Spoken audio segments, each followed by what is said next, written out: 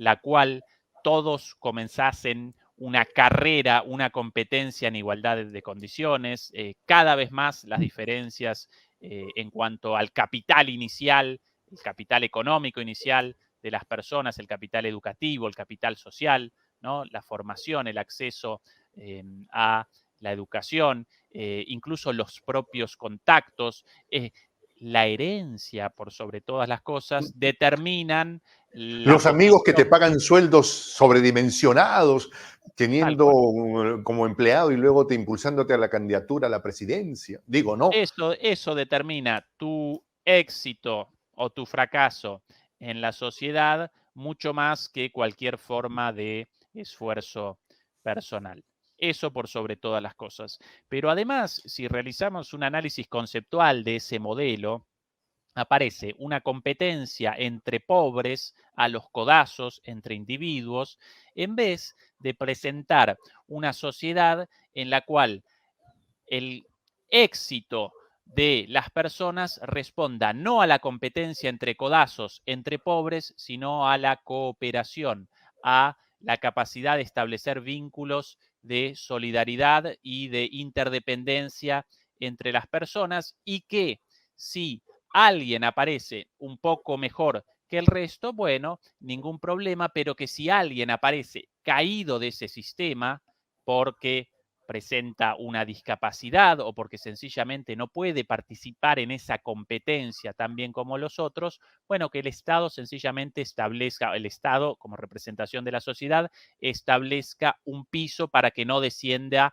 a una muerte por hambre, mientras que también como contrapartida pueda establecer también alguna forma de impuesto o de mecanismo de retribución para que alguien con muchísimo éxito y muchísima riqueza hecha a costa del resto de la sociedad también realice un pequeño aporte para el resto de la sociedad. ¿Sí? Es el modelo detrás, un modelo ficticio, un modelo asocial en última instancia, y un modelo ya desenmascarado y refutado por la ciencia crítica hace muchísimo tiempo, pero lamentablemente en una situación como la actual, una situación en el caso de la Argentina de muchísimo descontento por malas políticas de los últimos gobiernos, claro, ese discurso de, el responsable de tu mala situación aparece por debajo tuyo y no por arriba tuyo, y cualquier salvación representa una salvación individual, bueno, eso genera mucha atractividad, presenta un calado muy fuerte en la sociedad, y de ahí que mucha gente esté, incluso gente de abajo, esté acompañando este discurso aún en contra de sus propios intereses. Un grande de Latinoamérica lo ha destrozado con toda la elegancia y el peso político. Andrés Manuel lo puso en evidencia. Y Andrés Manuel es un hombre de mucho, no solo mucho peso político, sino el presidente mexicano de respetar mucho los límites. No solo ha hablado de estas expresiones contra el ciudadano Bergoglio, contra el Papa Juan, Dios me ampare, lo iba a confundir a Francisco con el ciudadano Bostila. Andrés Manuel lo destrozó a Milei. Impresiones.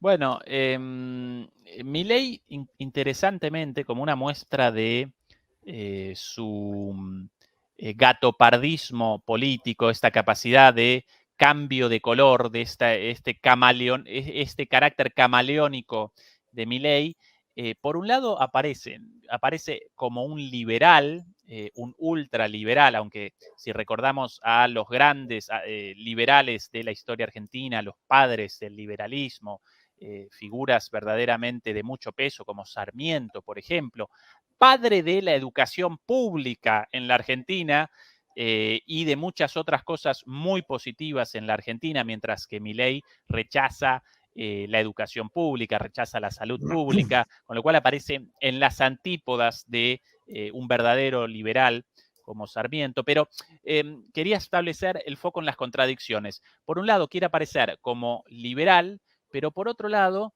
presenta posturas cada vez más conservadoras, y esto como producto de su conveniencia electoral. En un momento determinó que no solo podía presentar un discurso ultra neoliberal para el electorado, sino que debía conquistar también al electorado conservador y ultraconservador, y así comenzó a realizar una reivindicación de la dictadura, sino él directamente, algunos de sus atláteres, de sus compañeros de fórmula y compañeros en el partido.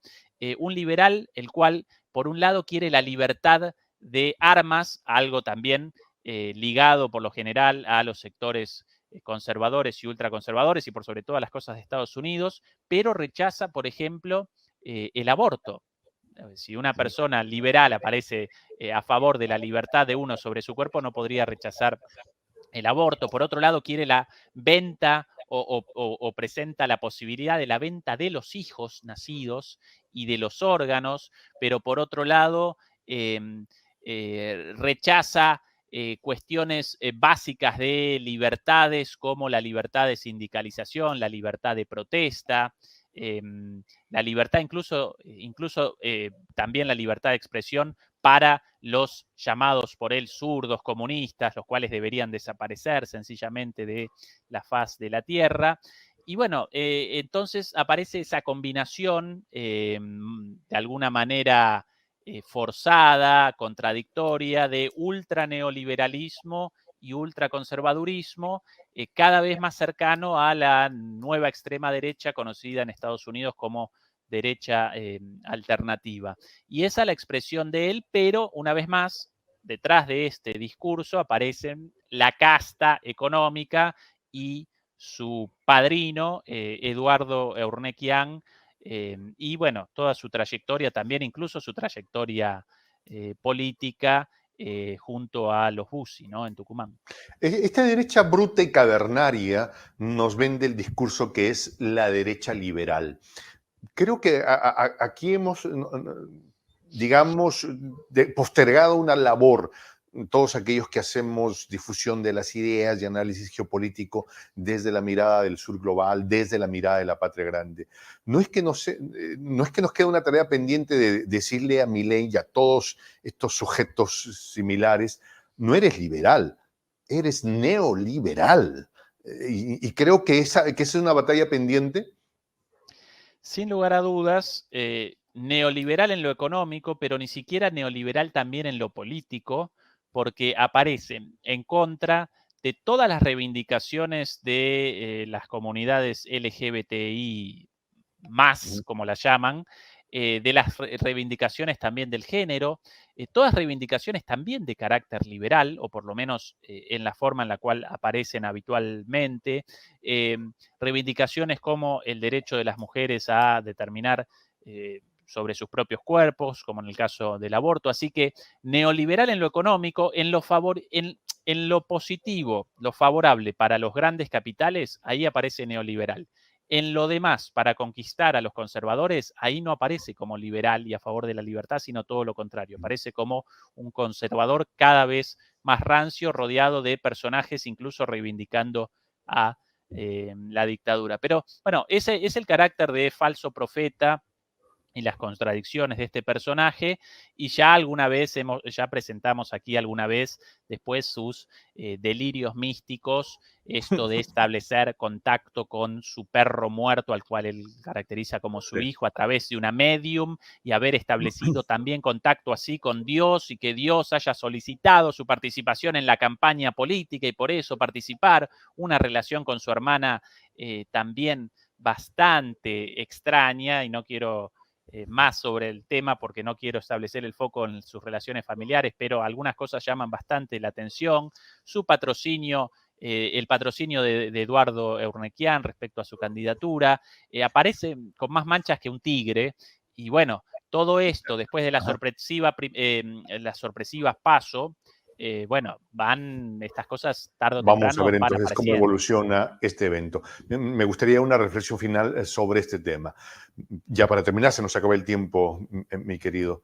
Milei enfrentado con un BRICS que tendrá una ampliación los primeros días del próximo año.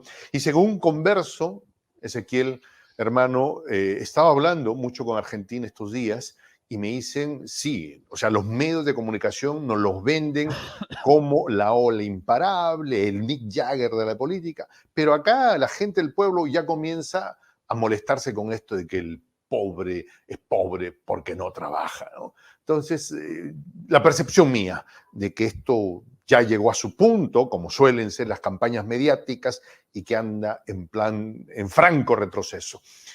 Es una cuestión solo de tiempo, porque las cosas que suben rápido suelen caer. Acá solo es el tema de tiempo. Caerá lo suficiente, porque ya está de caída.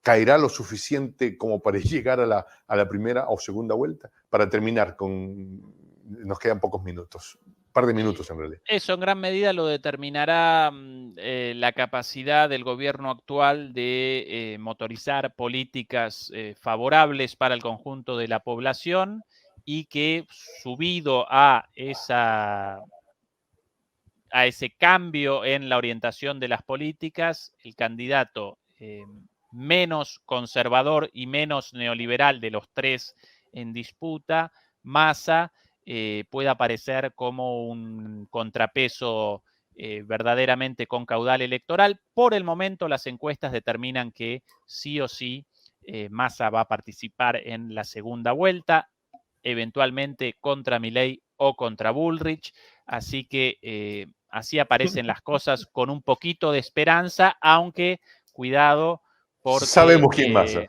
sabemos quién es Massa.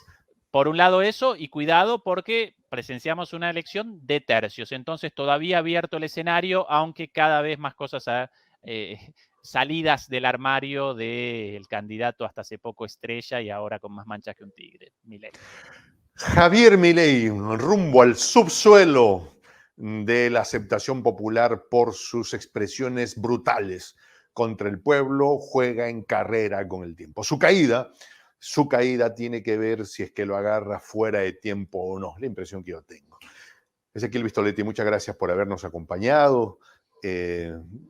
Nosotros estamos muy agradecidos de que nos acompañes permanentemente acá en Prensa Alternativa. ¿Sí? Un placer, Jota, un abrazo. Mi nombre es Juan José del Castillo El J. Gracias por habernos acompañado. Me despido con esta expresión en el quechua milenario, en el quechua de los incas, Tuparanchis-Kama, cuya traducción al español es hasta que nos volvamos a encontrar.